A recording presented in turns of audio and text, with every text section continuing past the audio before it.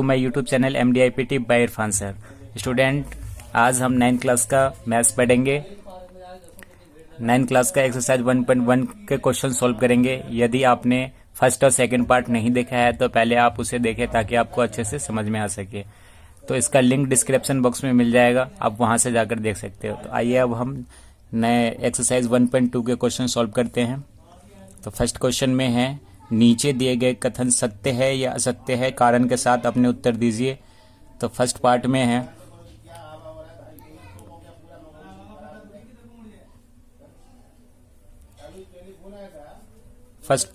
कि प्रत्येक अपरिमेय संख्या वास्तविक संख्या होती है। तो होती है, जैसा कि मैंने इंट्रोडक्शन पार्ट में बताया था, आपको एक बार और रिवाइज करवा देता हूं। तो यहाँ पे मैंने बताया था कि रियल नंबर वास्तविक संख्या होती क्या है। तो परिमेय अपरिमेय का ही समूह क्या है, वास्तविक संख्या कहलाती है। तो मैंने उसमें अच्छे से समझाया, आप वहां से जाकर देख सकते हो। तो आइए अब हम लिखेंगे, ये है कथन सत्य है, अपने परिमेय संख्या और अपरिमेय इन दोनों का ही समूह मिला दे अगर, तो ये वास्तविक संख्या कहलाती है। वास्तविक संख्या कहलाती है। कारण इसमें रीजन भी लिखना है, तो आप चलिए कारण लिखते हैं। कारण लिख देना, क्योंकि परिमेय और अपरिमेय, परिमेय और अपरिमेय का समूह वास्तविक संख्या है। वास्तविक संख्या है।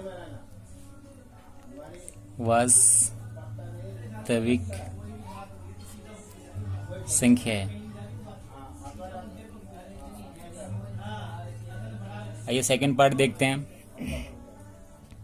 सेकंड पार्ट में है कि संख्या रेखा का प्रत्येक बिंदु √m के रूप का होता है, जहां m एक प्राकृत संख्या है। ध्यान से इस क्वेश्चन को देखिए, संख्या रेखा। तो आइए हम संख्या रेखा के माध्यम से समझते हैं कि होता क्या है। तो संख्या रेखा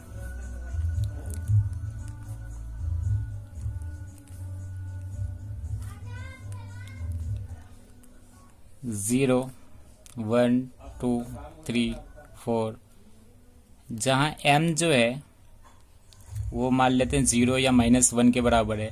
इस क्वेश्चन में है कि m प्राकृत संख्या है। तो प्राकृत संख्या आपको पता है 1 से स्टार्ट होता है। तो 1 का रूट 1, 2 का रूट 4, 3 का 9 और 4 का 16 और 0 और भी ले सकते हो, जैसे -1। -1 तो प्राकृत संख्या नहीं है, 0 तो प्राकृत संख्या नहीं है। तो क्वेश्चन में पूछा गया है कि m के रूप का होता है, जहां m एक प्राकृत संख्या है। इसलिए क्या है, 0 तो प्राकृत संख्या नहीं है, इसलिए ये कथन क्या है, असत्य है। तो लिखोगे, ये है कथन असत्य है, असत्य है। इसमें भी रीजन लिख सकते हो आप, क्योंकि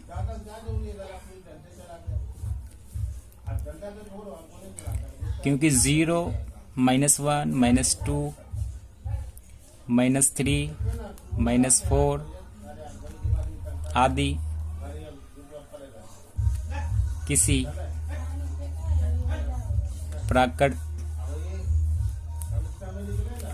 प्राकृत संख्या का वर्ग नहीं होता।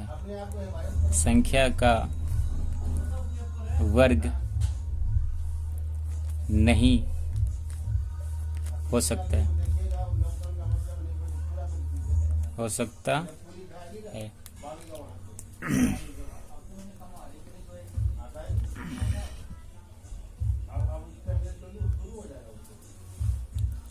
तो आइए हम थर्ड पार्ट सॉल्व करते हैं। थर्ड पार्ट में है कि प्रत्येक वास्तविक संख्या एक अपरिमेय संख्या होती है। तो ये कथन असत्य है। ये है कथन असत्य है, क्योंकि परिमेय संख्या जो है इसका कारण लिख देता हूं मैं, क्योंकि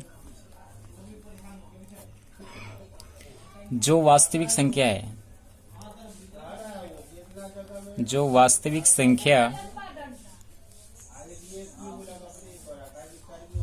परिमेय संख्या होगी वह अपरिमेय नहीं हो सकती है।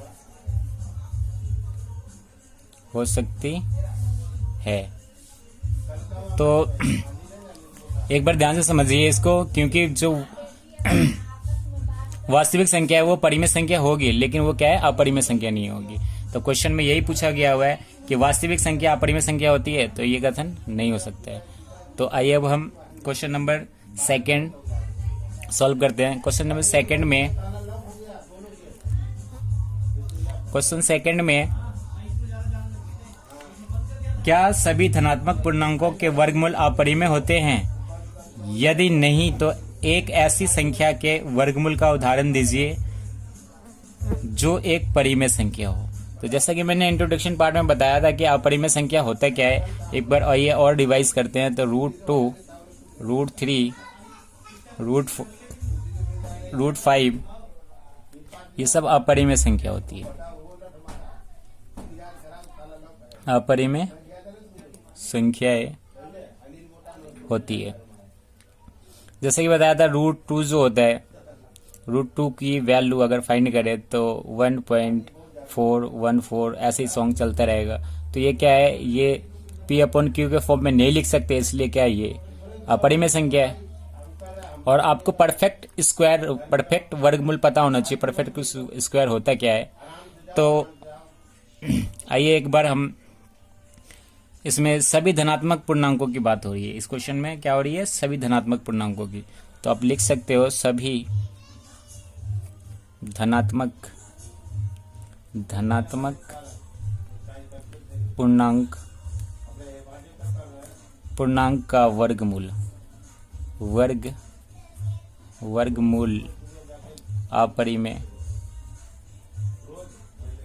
अपरिमेय नहीं हो सकती है। क्योंकि आपको परफेक्ट स्क्वायर एक बार और मैं रिवाइज करवा देता हूं, होता क्या है। जैसे √4 है, √4 क्या है, इसका 2 आता है। जैसे √4 को आप जब पेयर बनता है तो वो सिंगल 2 ही कहलाता है, जैसे 2 × 2। उसी तरीके से आप एग्जाम्पल लिख सकते हो, मैं एग्जाम्पल लिख देता हूँ। जैसे √4 ये धनात्मक पूर्णांक है तो इसका 2 आएगा, नीचे कुछ नहीं तो 1 मान सकते हो। तो ये एक तो परिमेय संख्या हो गया ना, अपॉन में जो लिखी जाती है P/Q के फॉर्म में लिखी जाती है, ये परिमेय संख्या आती है। उसी तरीके से और भी लिख सकते हो, 9 का 3 लिख सकते हो, 16 का 4 लिख सकते हो, उसी तरह से 25 का 5 लिख सकते हो। तो ये सब क्या है, परिमेय संख्या है। क्या है, परिमेय संख्या है, संख्याएं हैं। तो इस तरह से क्या है, आप इसका आंसर लिख सकते हो। तो आइए अब हम थर्ड क्वेश्चन सॉल्व करते हैं। तो क्वेश्चन नंबर 3 सॉल्व करते हैं। दिखाइए कि संख्या रेखा पर √5 को किस प्रकार निरूपित किया जा सकता है। यानी √5 को रिप्रेजेंट किस तरह से करते हैं, आइए हम देखते हैं। तो इस तरह से आपको स्केल लेना है। मेरे पास स्केल है नहीं, इसलिए मैं इसी से लाइन खींचता हूँ। वहाँ से दूसरी साइड एक इकाई जो होता है वो उतना ले लो, या आप अपनी मर्जी से ले लो, लेकिन बराबर का चाप काटना है। तो यहाँ से एक लाइन खींचना है, हमको लाइन खींचना है।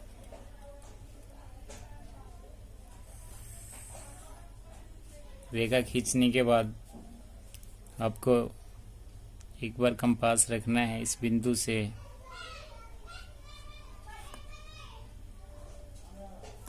यहाँ से एक इस तरह से चाप काटना है। अब बराबर के चाप काटना है इस तरह से।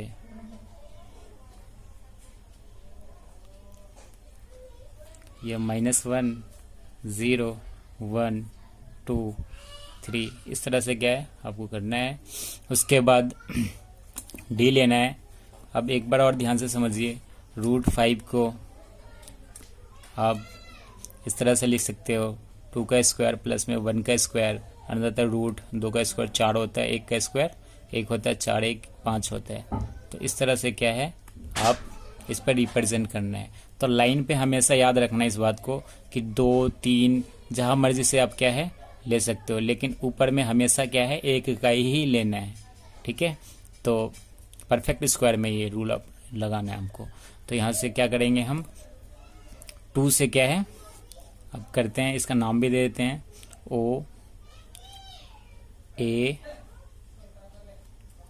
ए से रखकर एक 90 डिग्री का कोण, अच्छे से ये लाइन मिला लेना। यहाँ से मिलाने के बाद 90 डिग्री पे इस तरह से बिंदु लगाने के बाद इसको मिला देना है। इस बिंदु से इस बिंदु को मिला देना है। आप पेंसिल से करना। उसके बाद जितना इकाई आपने यहाँ लिया था उतना ही इकाई ए पे रखकर और यहाँ पे लगाना है। इस बिंदु को हम बी का नाम दे देते हैं और इस मिड पॉइंट बिंदु से 0 को इस तरह से मिला देना है। 0 को मिला देना है। मिलाने के बाद आपको अब एक बार ध्यान से देखिए, इसमें समकोण बना है। समकोण जब भी बनता है तो पाइथागोरस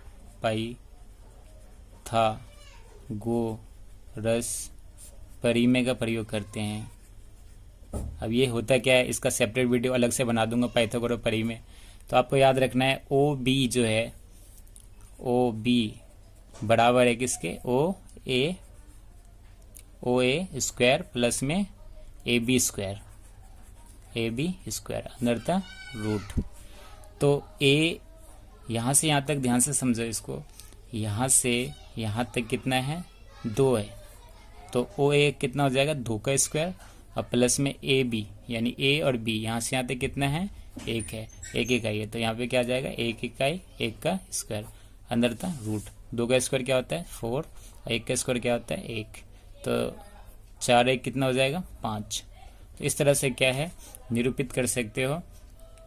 तो √5 को क्या है निरूपित कर दिया। अब क्या करना है आपको ओ पे रखना है, क्योंकि हमें लंबर लाइन पे दिखलाना है, √5 को रिप्रेजेंट करना है। ओ पे रखने के बाद आपको बी पे मिलाना है। ओ पे रखकर बी को मिलाना है। बी को मिलाने के बाद आपको इस तरह से आर्क यानी चाप लगाना है। चाप लगाओगे तो ये नंबर लाइन पे रिप्रेजेंट हो गया। अब ये नंबर लाइन पे इसको पी का नाम दे देते हैं। अब ये √5 नंबर लाइन पे रिप्रेजेंट हो गया, रिप्रेजेंट यानी निरूपित हो चुका है। तो आइए अब हम क्वेश्चन नंबर 4 सॉल्व करेंगे। 4 तो क्लासरूम एक्टिविटी है ये, इसमें √3 4 ऐसे करके छतरी टाइप का आपको बनाना है। तो आइए मैं थोड़ा सा रफली समझा देता हूँ आपको। तो क्वेश्चन नंबर 4, क्वेश्चन नंबर 4 में बिल्कुल जस्ट ऐसा ही आपको करना है। तो क्वेश्चन नंबर 4 में जैसे आपने इसमें किया है थोड़ा सा अलग है। तो एक लाइन आपको ड्रॉ करना है।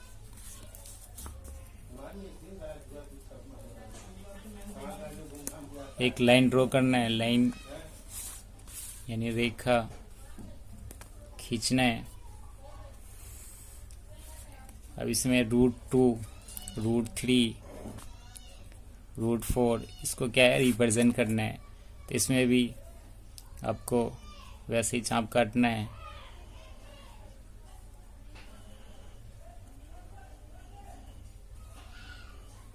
चाप काटने के बाद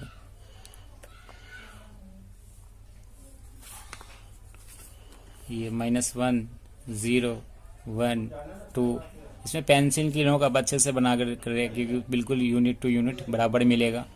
उसके बाद आपको क्या करना है, एक अच्छे से समझते हैं। तो यहाँ से √2 को इस प्रकार लिख सकते हैं 1 का स्क्वायर प्लस 1 का स्क्वायर, 1 का स्क्वायर 1 होता है, 1 का स्क्वायर 1 होता है, 1 1 2 हो जाएगा। तो इस तरह से क्या है, अब लंबा लाइन पे हम एक ही लेंगे क्योंकि ऊपर में हमें एक इकाई मिल जाएगा। तो यहाँ से आपको डी लेना है। डी लेने के बाद अच्छे से इसको मिलाकर 90 डिग्री इस तरह से बनाना है। उसके बाद लाइन खींचना है आपको, इस बिंदु से इस बिंदु से मिलाना है। मिलाने के बाद जितना इकाई आपने इस पे लिया था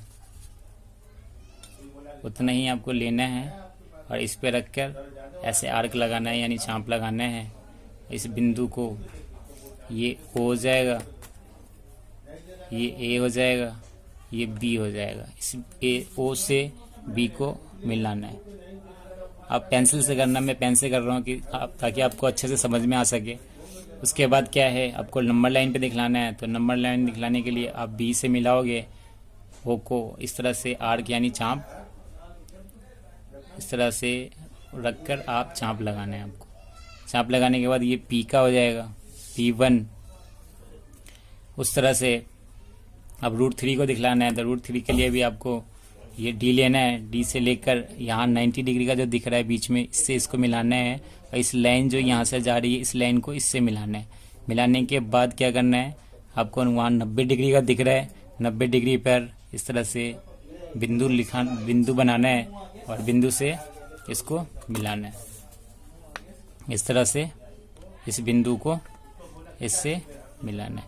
मिलाने के बाद एक इकाई आपने यहाँ से भी लिया था इस तरह से, उसी तरह से आपको इस बिंदु पे रखकर B पे रखकर आपको एक C बिंदु C बनाना है।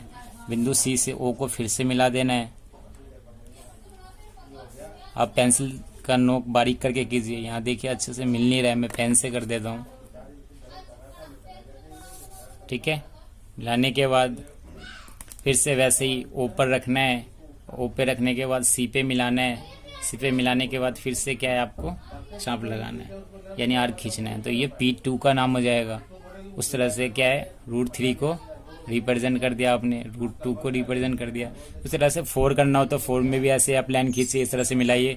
ये एक्टिविटी क्लासरूम है, ऐसे मैं रफली समझा रहा हूँ, आप कर लेना। √3 √2 इसकी सेपरेट वीडियो बनाऊंगा मैं, रूट को रिप्रेजेंट कैसे करते हैं, तो आप उसमें देख लेना अच्छे से। आप वैसे ही लिख सकते हो फिर से OA स्क्वायर, हमें क्या निकालना है, OB जैसे हमने पिछले इसमें किया था, इस तरह से OB निकाला था, उसी तरीके से इसमें से भी कर सकते हो। तो मैं ऐसे फटाफट कर देता हूँ। तो A स्क्वायर किसके बराबर है, OA स्क्वायर प्लस में AB स्क्वायर अंदर था रूट। OA स्क्वायर यहाँ से यहाँ तक कितना है, 1 का स्क्वायर, ये भी कितना है, 1 का स्क्वायर। 1 का स्क्वायर क्या एक ही होता है, 1 का स्क्वायर 1 होता है। 1 1 कितना हो जाएगा, 2। तो इस तरह से क्या आपने रिप्रेजेंट कर दिया। अगर √3 को दिखलाना हो तो √3 के लिए भी त्रिभुज यानी त्रिभुज OBC में, तो कैसे करोगे, तो इसमें निकालना है OC बराबर किसके होगा, OB के, OB स्क्वायर प्लस में BC स्क्वायर अंदर था रूट। OA स्क्वायर कितना है हमारे पास, OB स्क्वायर है 2 √2 का स्क्वायर, और ये BC कितना है हमारे पास, 1 का स्क्वायर। तो यहाँ से रूट तो कट गया, बचा 2, 1 का स्क्वायर 1 ही होता है, तो 2 1 कितना हो जाएगा, 3। तो इस तरह से क्या है, आप √3 को भी इस तरह से रिप्रेजेंट करके, √4 करना है आपको, यहाँ से एक लाइन लेना है फिर इसको इसमें मिलाना है, फिर इधर से √4 5 इस तरह से छतरी टाइप का बन जाएगा। तो ये एक्टिविटी क्लासरूम है, तो आप आसानी से, मैं इसका सेपरेट वीडियो बनाऊंगा। तो आज के लिए इतना ही, मिलते हैं नेक्स्ट पार्ट में।